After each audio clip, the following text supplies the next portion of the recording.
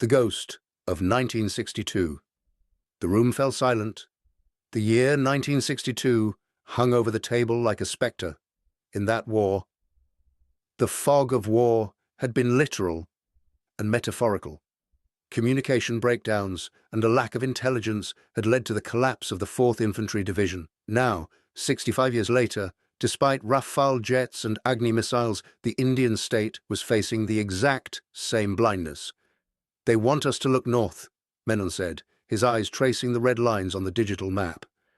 "They want us to throw everything into the meat grinder of the Himalayas. They want us to drain our economy fighting for frozen rocks while they strangle us economically." He reached over and zoomed out the map, moving the focus away from Ladakh, sweeping east across the vast breadth of the subcontinent to a tiny, fragile strip of land in West Bengal. "The Siliguri corridor," Menon whispered. "The chicken's neck, a geopolitical nightmare, a strip of land less than 22 kilometers wide at its narrowest point, wedged between Nepal, Bhutan, and Bangladesh. It was the only rail and road link connecting the entirety of northeast India to the mainland. If China severed this artery, 7 states, Arunachal Pradesh, Assam, Nagaland, Manipur, Mizoram, Tripura, and Meghalaya, would be cut off from India. Intelligence suggests the PLA Western Theatre Command isn't just active in Ladakh," Menon continued. "We have satellite imagery, 12 hours old before the blinding, showing heavy mobilization in the Chumbi Valley, amphibious light tanks, Type 15. They are positioned to thrust south." "If they take the chicken's neck," General Kumar said, his voice dropping an octave, "we lose the northeast. It's not a border incursion, it's a dismemberment." "They roke." The Prime Minister stood up. He walked to the wall-sized screen, looking at the darkened map of his country. The pressure in the room was physical, a crushing weight. "We cannot fight them on their terms," the Prime Minister said. "If we fight a land war in the mountains, we play to their strength. Their logistics lines in Tibet are paved highways. Ours are landslide-prone tracks. We cannot win a war of attrition on the roof of the world." He turned to the Admiral, the Chief of Naval Staff, who had been silent until now. Admiral Satish Nanda was a submarine officer, a man who thought in terms of pressure and depth. "Admiral," the Prime Minister said, "the Malacca dilemma." Nanda nodded. "China imports 80% of its oil through the Strait of Malacca.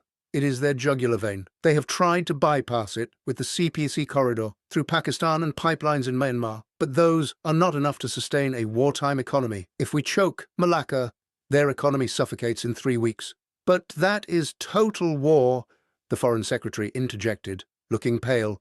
"Blockading international shipping lanes. The US will hesitate. The UN will scream. It's an act of aggression against global trade." "They turned off the lights in my capital," the Prime Minister said, his voice cold and hard. "They invaded my territory. The time for diplomatic niceties ended when they crossed the Y junction." He looked at General Kumar. "Hold the line in Ladakh. Bleed them for every inch. Activate the S-400 squadrons in Punjab to deny them air superiority. But do not expect reinforcements." He turned to Admiral Nanda. "Move the carrier battle group Vikrant to the mouth of the Malacca Strait. Deploy the Arihant-class submarines to the South China Sea. If a Chinese tanker so much as floats, I want to know about it. If they want to cut off our land, we will cut off their blood." The rain on the roof. Leaving the bunker, Menon stepped back out into the corridor. The red emergency lights cast long, distorted shadows. He felt the weight of history pressing down on him. He remembered the Henderson-Brooks-Bagot report, the classified analysis of the 1962 defeat. It had blamed the failure on a lack of higher direction and political interference in tactical command. Never again, the Indian establishment had promised. But looking at his datapad, seeing the chaos unfolding across the digital infrastructure of the country, Menon realized that history doesn't repeat itself. It mutates. The enemy wasn't just coming over the Thagla Ridge with bayonets anymore. They were coming through the fiber optic cables, through the malware in the power plants, through the very nervous system of the nation. He pulled out his secure phone. a hardened device designed to work on military frequencies. He dialed a number that didn't exist in any directory. "Unit 81, he said when the line clicked open. "This is a go." I repeat, "This is a go." Unit 81 was not a military battalion. It was RNAW's Special Operations Division.